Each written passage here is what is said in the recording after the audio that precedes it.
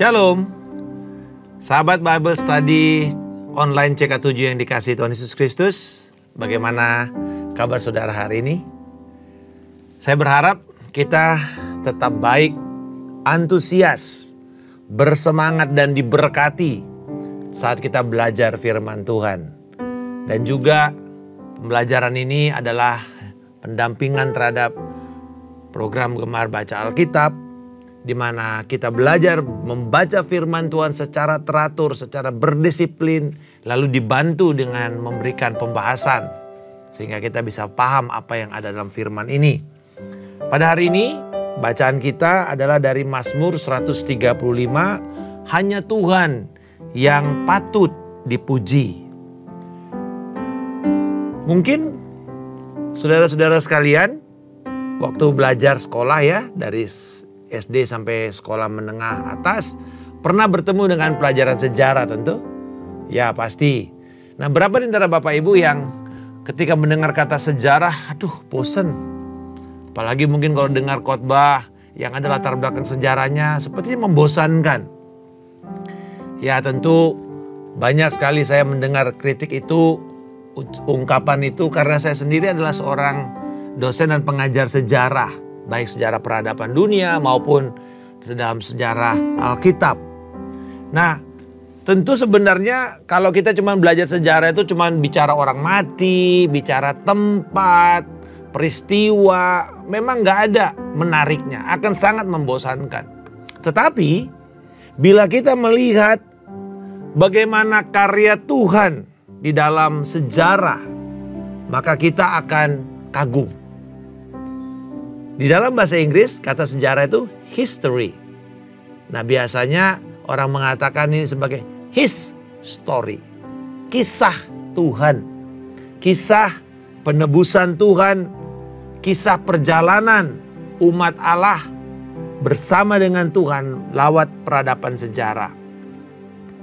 Nah, saudara-saudara, hari ini penjelasan firman Tuhan yang akan kita bahas dalam Mazmur 135 akan penuh dengan semangat, karena ini sebenarnya kisah sejarah dan kita percaya bahwa kita akan mendapatkan banyak sekali berkat dari penjelasan firman pada hari ini. Mari siapkan hati kita, siapkan pikiran kita. Kita fokus memuji Tuhan pada saat ini lewat penyembahan kita. Haleluya. Sungguh Engkau layak Tuhan. Kau sangat baik dalam hidup kami. Terpujilah Kau Tuhan. Mulialah nama-Mu Yesus. Kebaikan dan kasih setia-Mu kami nyanyikan sepanjang hari. Haleluya.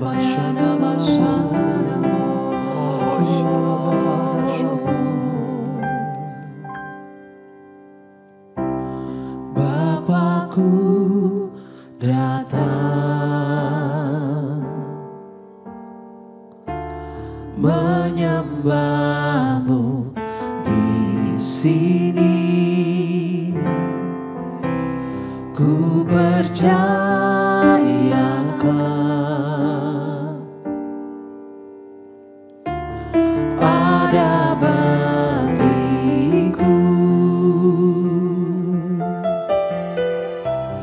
Bapakku datang menyembah-Mu di sini. Ku percaya Kau ada bagiku.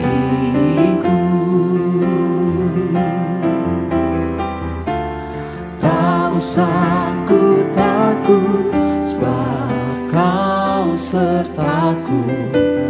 Tak usah ku bimbang, Kau di dalamku.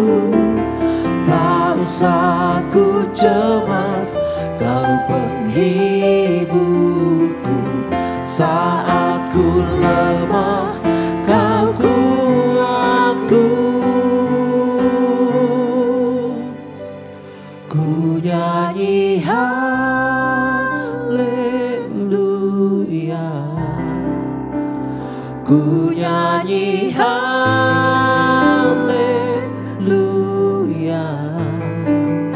Sungguh kau hebat, ajaib perkasa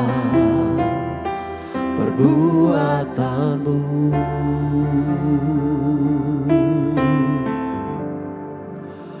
Ku nyanyi haleluya. Ku nyanyi haleluya.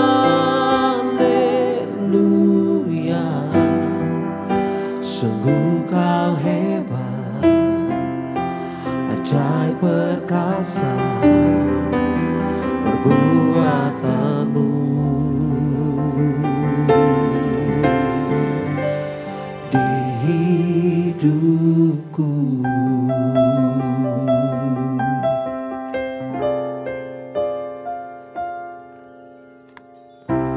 Bapakku datang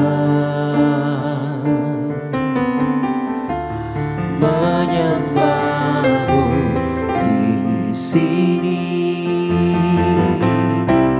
Ku percaya Kau ada bagiku. Tak usah ku takut, sebab Kau sertaku. Tak usah ku bimbang, Kau di dalamku. Tak usah ku cemas, Kau penghiburku. Saat ku lemah, Kau kuatku. Ku nyanyi haleluya.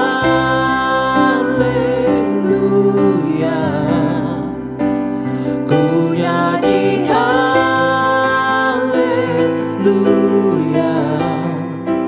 Sungguh kau hebat, ajaib perkasa perbuatanmu.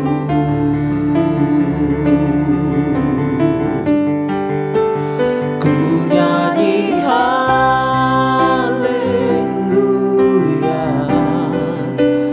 Ku nyanyi haleluya. Sungguh kau hebat, ajaib perkasa perbuatanmu.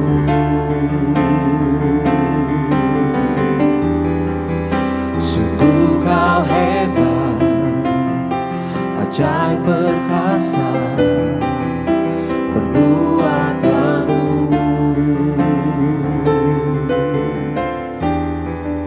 Sungguh kau hebat, ajaib perkasa perbuatanmu.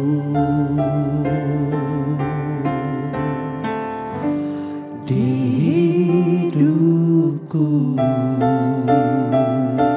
sungguh kau hebat Tuhan, ajaib perkasa perbuatanmu dalam hidup kami. Biarlah Kau memberi kekuatan baru bagi kami, Yesus.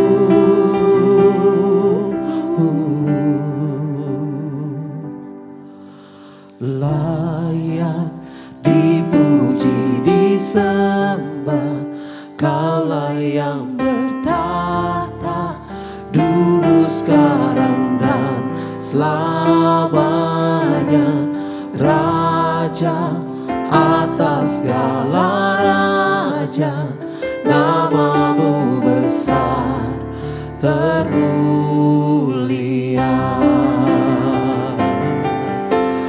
Layak dipuji, disembah, Kaulah yang bertahta dulu, sekarang, dan selamanya. Raja atas segala raja, namamu besar termulia.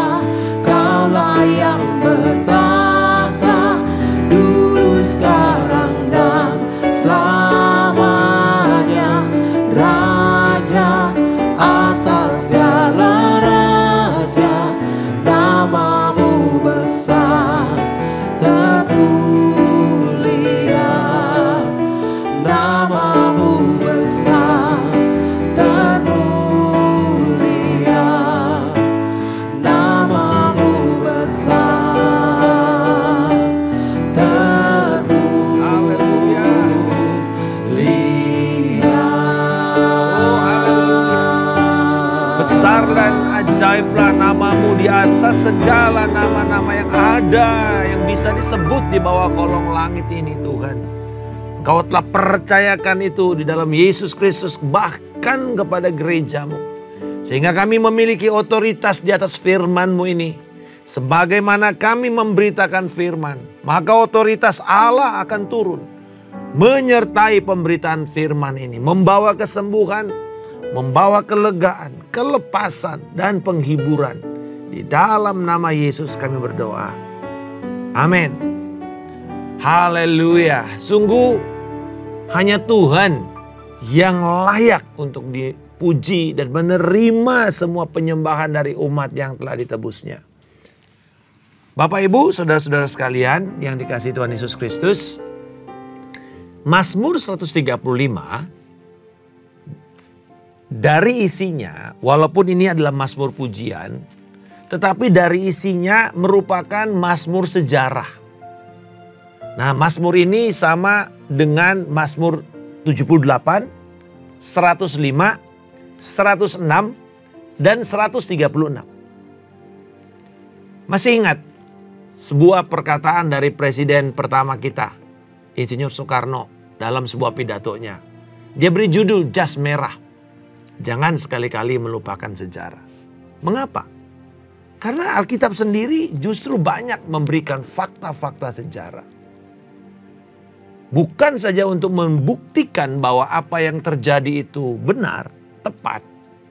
Tetapi karena di dalam pelajaran di masa lalu, kita bisa memetik banyak prinsip kebenaran. Dari kegagalan maupun keberhasilan, kita belajar apa yang menjadi karakteristik Allah. Dan bagaimana Allah menyertai umatnya. Bagaimana Allah berjalan bersama umatnya. Apa yang membuat umat Tuhan itu gagal, berhasil, menang. Semua itu ada faktor Allah di sana. Dan ini memberikan kepada kita sebuah keyakinan penuh dan identitas. Siapa kita? Nah, saudara-saudara, umat Israel itu kuat sekali memahami sejarah. Satu kali saya pergi ke Museum Holocaust di Israel. Dan ini jarang sekali orang mau pergi ke sana kalau tur-tur rohani. Tapi saya sengaja bawa mereka karena hari itu adalah hari memperingati Holocaust. Di mana 6 juta orang Yahudi mati dibantai di dalam Perang Dunia Kedua, khususnya di kamp-kamp konsentrasi yang ada di Eropa. Sampai di sana kita melihat gambar-gambar yang sangat meluluhkan hati kita. Beberapa bahkan tidak kuat untuk melihat foto-foto dan fakta-fakta itu. Lalu saya melihat sekumpulan anak-anak muda 19, 20 tahun. Mereka pakai seragam tentara. Lalu saya tanya sama mereka, kamu ngapain di sini? Oh iya, kita lagi dibawa juga. Sama-sama tur ke sini, Pak. Oh ya? Kenapa? Dia bilang, kami ini wajib militer. Tetapi kami mesti tahu, mengapa kami berperang? Mengapa kami harus mempertahankan negara kami? Mengapa kami harus bersedia mati? Karena kami harus tahu dan letak identitas kami ada di dalam sejarah-sejarah bangsa kami. Termasuk kami akan menghindari genosida ini, pembantaian massal ini tidak lagi terjadi kepada bangsa kami. Anak-anak muda, tertanam identitas mereka. Siapa mereka? Sehingga mereka bersedia dipanggil kapanpun ketika negara memerlukan mereka. Mereka punya masa depan, mau jadi insinyur, mau jadi dokter, mau jadi ahli IT, mau jadi pengusaha. Tapi mereka harus sadar semua itu karena identitas yang diletakkan sebagai umat perjanjian. Dan itu penting buat mereka.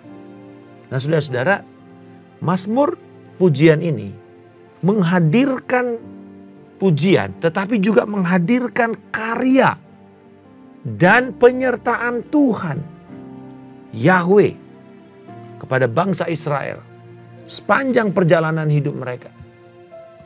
Kalau secara struktur kita melihat Mazmur ini dibagi 3 bagian. Bagian pertama ayat 1 dan 2. Yaitu ajakan untuk memuji Tuhan. Ini biasanya pola umum dari Mazmur pujian kan. Selalu ada panggilan, ada ajakan. Haleluya, marilah kita memuji Tuhan. Nah, itu satu panggilan. Nah, di sini dibuka dengan haleluya. Jadi ini ciri khas dari Mazmur pujian. Dibuka dengan ajakan, pernyataan, pujian kepada Yahweh. Lalu kemudian bagian kedua dari ayat 3 sampai 18, alasan mengapa kita memuji Tuhan. Khususnya kepada bangsa Israel, mereka sadar mereka itu adalah bangsa pilihan. Dipilih oleh Allah. Lalu kemudian mereka melihat bagaimana Allah melindungi mereka. Membebaskan mereka dari Mesir. Lalu kemudian mereka melihat keunggulan Yahweh. Ketika mereka berjalan bersama Yahweh, mereka diberikan kemenangan terhadap raja-raja di sekitar daerah Transyordan. Daerah-daerah kuat, tapi bisa dikalahkan oleh orang Israel. Lalu kemudian, bukan cuma itu, mereka juga mendapatkan berkat tanah negeri Kanaan. Dan mereka bisa menang di negeri Kanaan itu. Mereka mengalahkan dewa-dewa dan bahkan ilah-ilah yang disembah. Lalu yang ketiga, ajakan pembaharuan untuk memuji Tuhan kepada segenap bangsa Israel. Termasuk itu bangsa, para imam, Bani Lewi, orang-orang saleh, orang-orang yang takut akan Tuhan. Semua yang ada di Sion pada saat itu. Mereka yang bahkan tinggal di pusat kota yaitu Yerusalem. Di Bait Suci. Supaya semua ini membuat sebuah perjanjian lagi untuk memuji dan menyembah Tuhan. Nah, Mazmur ini kayak sandwich, ya, kayak roti lapis, dibuka dengan haleluya, ditutup dengan haleluya. Gitu, saudara lihat, ya, inclusio istilahnya. Jadi dibuka dengan pujian, ditutup dengan pujian. Jadi ini sungguh sebuah Mazmur hanya untuk memuliakan Tuhan, tetapi dari sudut pandang sejarah. Itu sebabnya belajar sejarah itu nikmat. Karena kita bisa belajar di tengah-tengah kita bernyanyi, memuji, kita mengingat apa yang Tuhan kerjakan kepada kita. Jangan pernah lupa, dikatakan, kebaikan-kebaikan Tuhan. Apa yang membuat Daud bisa berani melawan Goliat? Dari sudut pandang badan jauh kemana-mana. Apa yang membuat dia bisa punya jaminan? Karena dikatakan apa? Tuhan yang membebaskan aku. Melawan singa, melawan beruang. Tuhan yang sama. Yang telah memberkati aku di masa lalu. Tuhan yang sama sekarang akan menyertai aku. Jadi kita bisa melihat karya-karya kebaikan Tuhan di masa lalu itu harus kita jadikan sebagai referensi. Untuk kita mengatakan kalau Tuhan setia di masa lalu, maka Tuhan akan setia pada saat ini juga. Dan Tuhan akan setia di masa depan. Jadi itu prinsipnya. Nah, memuji nama Tuhan ini sangat spesifik ya. Dikatakan pujilah Tuhan, pujilah nama Tuhan. Bless the name of the Lord. Memuji nama Tuhan. Nama arti bukan hanya karakter identitas, tapi juga nama mencerminkan karakter. Makanya orang Yahudi itu selalu nama mereka itu harusnya selalu punya nama Tuhan di situ. Apakah pakai unsur El atau pakai unsur Yah? Daniel, Samuel, Azael, Hanayah, Azaria, Elia, Yeshua. Itu. Karena apa? Identitas mereka itu terkait dengan nature-nya Tuhan. Nah, apalagi kalau nama Tuhan. El Shaddai, El Gibor, El Elek. Ini semua adalah nama-nama Tuhan menunjukkan karakternya. Jadi saudara-saudara, pada waktu kita memuji nama Tuhan, kita memuji karakternya. Seperti misalnya kita bilang, dia Allah yang kudus, perkasa, penyayang, pengasih, adil, benar, penuh dengan kasih setia Tuhan. Begitu caranya kita kalau mendeklarasikan pujian kita kepada Tuhan. Ingat karakternya. Bahkan kita mengatakan, Tuhan engkau maha besar, melampaui segala Allah yang ada di bumi. Engkau Allah yang setia. Engkau Allah yang menggenapi semua yang engkau kehendaki dan engkau rencanakan. Ya, begitu. Kalau kita mendeklarasikan, memuji Tuhan. Kalau misalnya nanti ada kesempatan, mari kita memuji Tuhan. Mari kita lepaskan syukur kita. Maka kita bukan sekedar berbahasa lidah, tapi lebih dari itu. Mari kita juga mendeklarasikan dengan jelas. Ingatkan, puji Dia dengan mendeklarasikan karakternya. Sebab engkau baik Tuhan. Sebab engkau setia. Kasih setiamu melampaui hidup ini. Nah itu dia. Forget not all his benefits. Jangan pernah lupakan kebaikan Tuhan. Kasih setia Tuhan. Lalu kemudian setelah panggilan memuji Tuhan itu. Maka kemudian ayat 3-18. Kita melihat alasan pujian itu adalah Tuhan memilih Yakub bagi dirinya. Dan memperlihatkan kasihnya yang hebat. Nah kita tahu ya. Di dalam kitab Pentatuk. Alasan Tuhan memilih Israel bukan karena mereka bangsa yang besar, bangsa yang kuat, dan bangsa yang kaya. Dikatakan sebaliknya, keadaan mereka itu adalah bangsa yang kecil, lemah, dan miskin. Tetapi, ya dibanding dengan bangsa-bangsa sekitarnya, tetapi Yahweh telah memilih keturunan Abraham, keturunan Yakub, dan semua keturunan berikutnya. Karena Ia mengasihi dan menyayanginya. Dengar baik. Ini gambaran Injil di Perjanjian Lama. Bahwa kita bukan dipilih karena kita hebat, karena kita saleh, karena kita benar. Bukan. Allah yang menetapkan pilihannya lebih dahulu kepada kita. Kita dikasihi. Kita ditebus oleh Allah lewat pengorbanan dan kebangkitan Yesus Kristus. Bukan karena kita layak. Kita ini, nasib kita digambarkan dalam Efesus pasal yang kedua ayat 1-3. Bahwa dikatakan kita ini dulunya adalah orang-orang yang berontak. Orang-orang yang hidup di dalam keinginan roh pendurhaka. Orang yang mati secara rohani. Orang yang layak untuk dibinasakan. Aduh, rasanya tidak ada masa depan kepada manusia yang digambarkan oleh Paulus. Dan karena ini kepada jemaat di Efesus, mereka ini sebelumnya latar belakangnya penyembah berhala, mereka orang kaya juga. Mereka orang-orang yang berada karena Efesus itu kota kaya, orang pintar karena di situ juga pusat intelektual. Tetapi dikatakan di depan Tuhan, aduh kamu itu berontak, kamu itu lemah, kamu itu mati, kamu itu layak untuk binasa. Tetapi ayat 4 Efesus 2 itu dikatakan tetapi Allah yang kaya akan rahmatnya. Nah, lihat sama. Allah yang memilih Israel. Allah yang menetapkan. Allah yang menyayangi mereka. Jadi itu dasar kita. Untuk kita berdiri bersama dengan Tuhan karena bukan karena kekuatan kita, karena kita ditebus. Lalu kemudian dikatakan Israel dipilih dan ditebus dari Mesir dan dari kekuasaan Firaun serta menyertai dan melindungi bahkan memberikan kemenangan-kemenangan melawan raja-raja yang hebat, yang kuat baik di daerah Transyordan maupun di daerah Kanaan. Yang sekarang menjadi wilayah kekuasaan Israel. Dan kemudian memberikan mereka warisan itu. Negeri Kanaan itu. Nah, bukan hanya itu saja. Kalau kita lihat di ayat 14.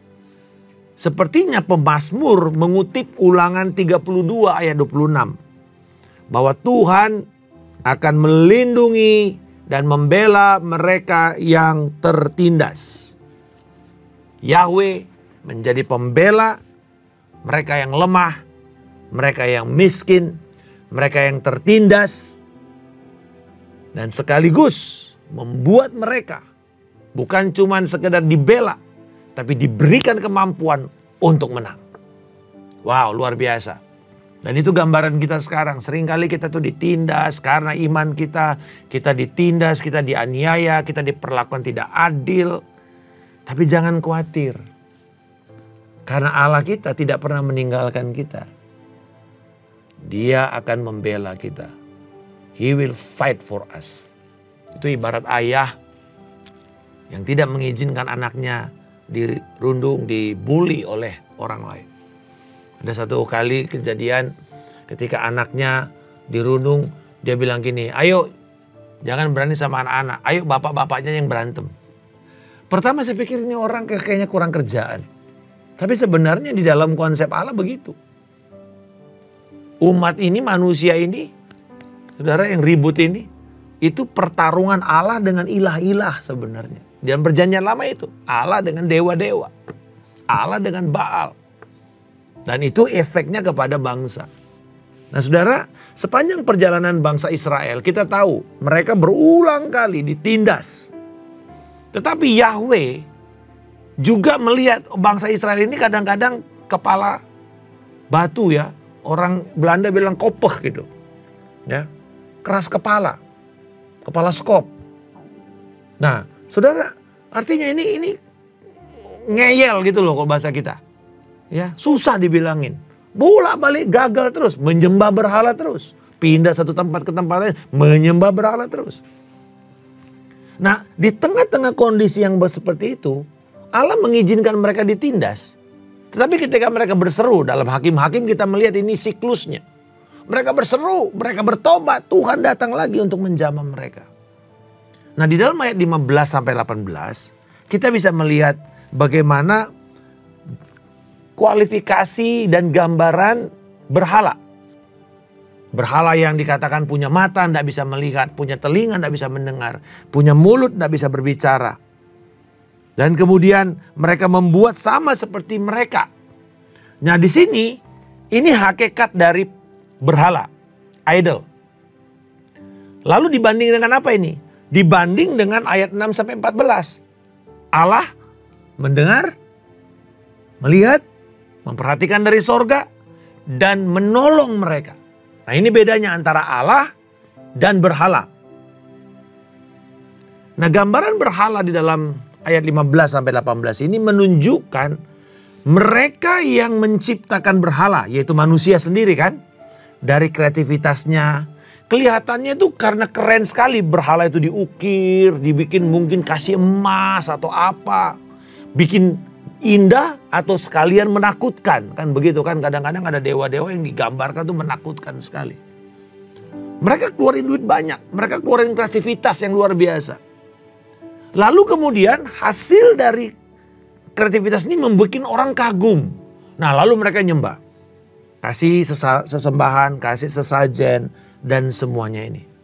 Padahal kita tahu ini patung, ini penipu yang tidak berdaya. Yang diciptakan hanya dari karya manusia. Dan akhirnya manusia itu menjadi seperti berhala yang diciptakan. Ayat 18 ini prinsipnya. Mereka yang membuatnya, yang membuat berhala itu akan menjadi sama seperti berhala itu. Demikian juga semua orang yang percaya kepada berhala itu akan menjadi seperti berhala itu. Apa akibatnya? Akibatnya seperti berhala itu. Tidak berdaya, hanya menjadi penipu. Kalaupun itu berhala dikuasai oleh kuasa kegelapan, maka kamu sedang menyembah roh-roh jahat. Makanya penyembahan berhala itu begitu ditentang Tuhan. Karena kamu menjadikan mereka lebih rendah. Manusia yang kemuliaan Allah itu lebih rendah daripada yang dia inginkan. You can be the same.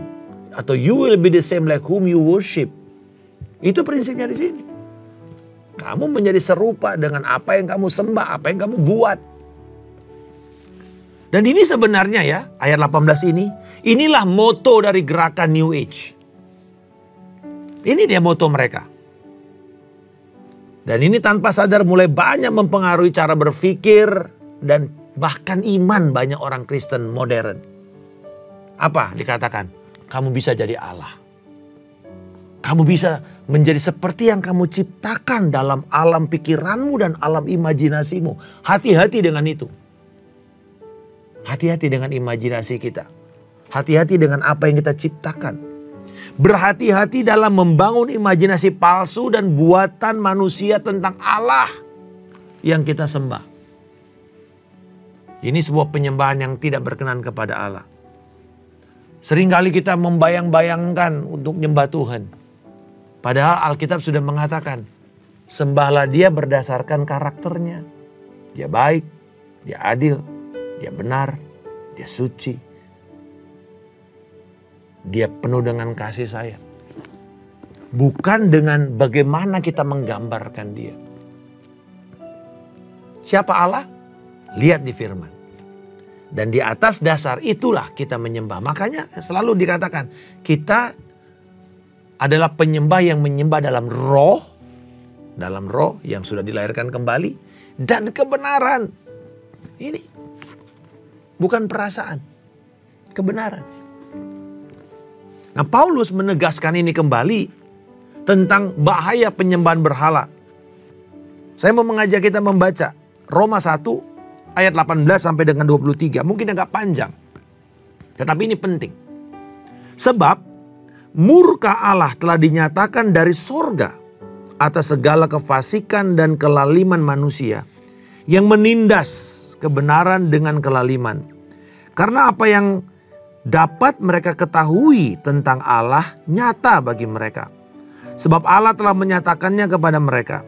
Sebab sifat-sifatnya yang tidak tampak, itu karakter Tuhan, yaitu kekuatannya yang kekal dan keilahiannya dapat tampak dan dipahami dari karya-karyanya sejak dunia diciptakan. Sehingga mereka tidak dapat berdalih. Nah ini Allah memperkenalkan dirinya disebut sebagai wahyu umum. Allah memperkenalkan dirinya lewat ciptaan, lewat karyanya, lewat semesta. Tetapi wahyu umum ini tidak membuat orang selamat dan masuk surga. Allah menyatakan secara khusus lewat firman, lewat Alkitab, dan lewat Yesus Kristus. Lalu kemudian kita baca 21. Sebab sekalipun mereka mengenal Allah, mereka tidak memuliakan Dia sebagai Allah atau mengucap syukur kepadanya. Sebaliknya, pikiran mereka menjadi sia-sia, hati mereka yang bodoh menjadi gelap. Mereka menyatakan diri berhikmat, padahal mereka telah menjadi bodoh. Kenapa mereka menjadi bodoh? Ini alasannya ayat 23. Mereka menggantikan kemuliaan Allah yang tidak fana, artinya yang kekal, dengan gambaran yang mirip dengan manusia yang fana. Dengan burung-burung, binatang-binatang yang berkaki 4, atau binatang-binatang melata. Makanya saudara lihat ada berhala-berhala itu bentuknya ular, hewan, kaki 4, macam-macam. Saudara-saudara ada yang menyembah itu sampai 33 juta dewanya. Wah, banyak sekali. Semua dijadikan dewa, semua dijadikan penyembahan. Dan itulah yang menjadikan mereka bodoh. Akhirnya mereka sama dengan yang mereka sembah. Lah kalau yang mereka sembah itu misalnya, mohon maaf, mereka ada menyembah babi misalnya. Atau menyembah kecoa. Maka tanpa sadar mereka menurunkan ilmu mereka atau standar dan kehormatan mereka menjadi seperti kecoa. Karena dikatakan menjadi seperti yang mereka sembah. Kelakuan binatang itu menjadi kelakuan mereka. Misalnya kita sembah ular atau monyet. Maka kelakuan mereka menjadi kelakuan kita. Karena itu Mazmur ini mengingatkan betapa berbahayanya berhala itu. Dan tidak layak untuk kita kerjakan. Lalu ditutuplah Mazmur ini dengan penutup dalam ayat 1 dan 2. Yang berulang-ulang diucapkan itu kata bless, beraku atau beraka. Pujilah Tuhan. Nah, lalu dia mulai dorong, pujilah Tuhan. Semua kelompok-kelompok, pujilah Tuhan. Dikatakan, hai Israel, hai kaum Harun, imam-imam. Hai kaum Lewi, para penyembah-penyembah. Hai orang-orang yang takut akan Tuhan. Pujilah Tuhan. Dan terpujilah Tuhan dari Sion. Dia yang berdiam di Yerusalem. Karena pada waktu itu digambarkan dengan bait suci yang ada di Yerusalem. Dan karena Tuhan yang kita sembah itu baik, dahsyat, maka semua orang tanpa terkecuali dipanggil untuk menyembah Tuhan. Hanya Tuhan dan bukan berhala yang lain. Nah, sebagai tanggapan kita bagaimana saudara? Sederhana ada 3 hal. Yang pertama, hanya Allah Tritunggal yang kudus, Allah yang esa, yang merupakan Allah yang benar dan yang sejati, yang kita sembah dalam Yesus Kristus. Yang kedua, Allah telah menyatakan dirinya kepada kita lewat Yesus Kristus dan firman yang diwahyukan. Temukan kebenaran itu di dalam Kristus dan di dalam firman-Nya. Dan yang ketiga, lewat Kristus dan firman-Nya ini, Ia menuntun kita, memelihara perjalanan hidup kita. Dan oleh karena itu, Ia satu-satunya yang dapat dipercaya. Sehingga ketika kita membaca dan menyanyikan Mazmur 135 ini, saya mau mengajak kita semua, marilah kita mengingat Tuhan yang telah menyatakan dirinya kepada kita. Dan melalui perjalanan sejarah hidup kita, atau sejarah bangsa kita, sejarah umat manusia, bahwa Ia membuktikan kebaikannya dan kehebatannya. Sehingga karena alasan ini, kita akan terus-menerus bisa memuliakan namanya sepanjang hidup kita. Haleluya. Amin. Tuhan Yesus memberkati dan bertemu di kesempatan berikutnya. Shalom.